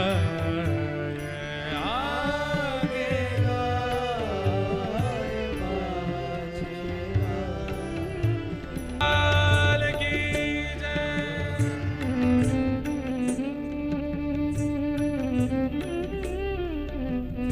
दर्शन करो, आगे भी गैया है, पीछे भी गैया है, इत भी गैया है, उत भी गैया है। ऊंची धोती पहनी है, पैरन में कड़ूला पहने हैं, सिर पर पाग नहीं है, गाय के चरण बांधने वाला लोमना बांध रखा है, उसी लोमना में मोर पिच्छ बंधा है, गले में कोई हार नहीं है, वहां भी लोमना धारण कर रखे हैं। कभी किसी गैया के ऊपर टेक लगाते हैं, कभी दूसरी गैया के ऊपर टेक लगाते हैं।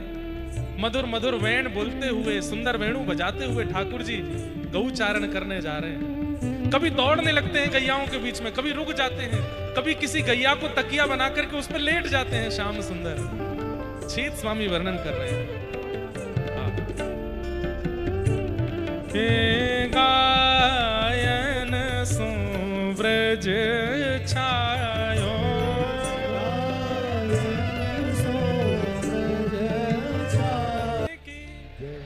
ठाकुर जी गौचारण कर रहे हैं। गोपियां उनके मधुर रूप का दर्शन कर रही हैं। उसका सुंदर वर्णन वेणु गीत में किया गया। सुंदर भाव ऐसे बताते हैं कि ठाकुर जी की वेणु सुनकर के बछड़ा बछिया दूध पीना छोड़ देते हैं। अरे दूध पीना छोड़ नहीं देते, दूध पीते पीते वहीं रुक जाते हैं। दुग्ध मुख में है, उसको अंदर ले नहीं रहे हैं। वर्णन करती हैं गोपियां कि एक दूध अंदर ले क्यों नहीं रहे हैं। बोले मन में विचार कर रहे हैं कि अगर दूध पीने में मन लगाएंगे तो जो कृष्ण की वेणु सुनाई दे रही है उसमें मन कैसे लगेगा।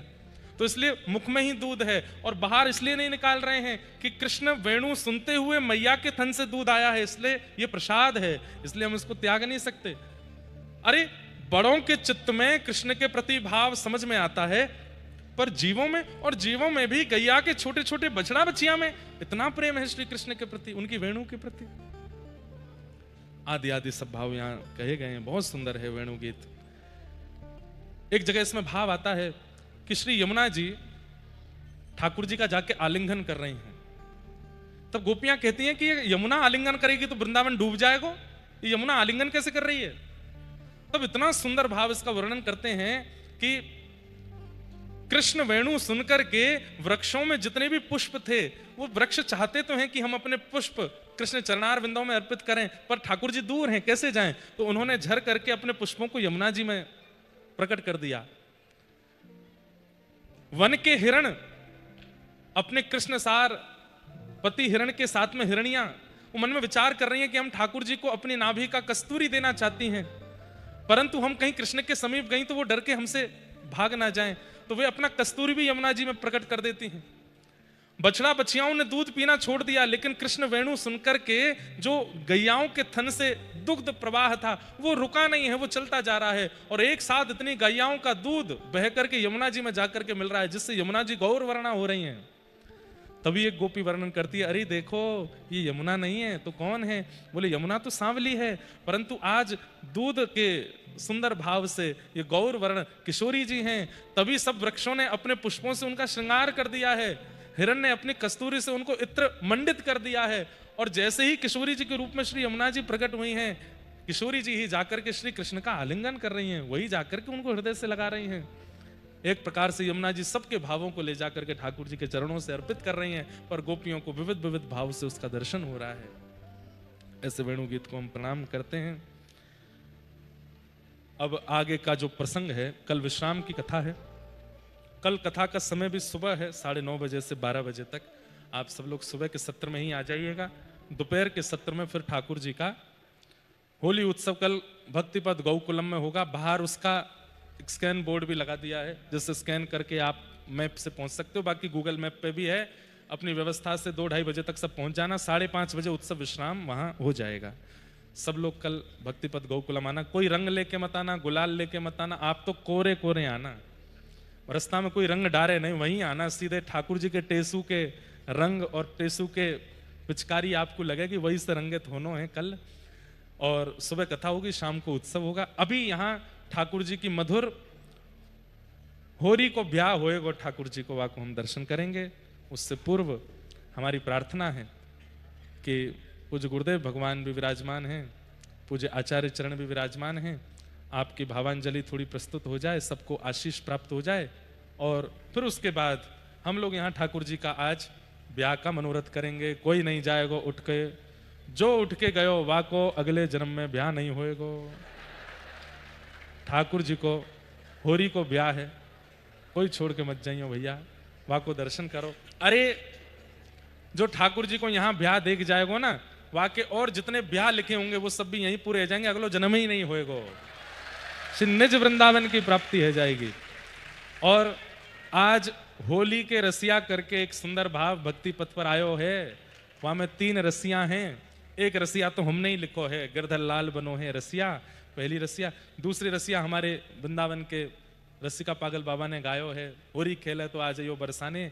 और तीसरा रसिया वही के अंदर, एक ही के अंदर है, रसिया को नार बनाओ री। एक रसिया हमने पिछले साल लिखा था, पता नहीं कैसे निकल गया दिमाग से, प्यारी श्यामा को लाला बनाओ री, प्यारी श्यामा को। हमने की लाला ही नार काय को बने, एक बार लाली को भी लाला बनाओ। तो जब यहाँ पे ब्याहुला होएगो तो वो पद हम तब गाएंगे कि श्री प्रिया जी लाला कैसे बनी हैं, वो सब भाव अभी सुनेंगे। अभी आचार्यों की कुछ वाणी हम श्रवण कर लें, उसके पश्चात फिर वो होली के रसिया यहाँ चलते रहेंगे। तब तक गिरधर लाल जी यहाँ विराजेंगे और फिर हम लोग बढ़िया प्रेम से ठाकुर जी को ब्याहुला होरी को ब्याह करेंगे। बोल होरी के रसिया की। याद रखियो, उठ के नहीं जानो है। सब लोग श्रवण करेंगे, उत्सव देखेंगे और फिर कल को उत्सव तो वहीं गौशाला में होएगा, वहीं आनंद करेंगे। सब लोग प्रेम से विराजो, दर्शन करो। बोल वृंदावन बिहारी लाल की।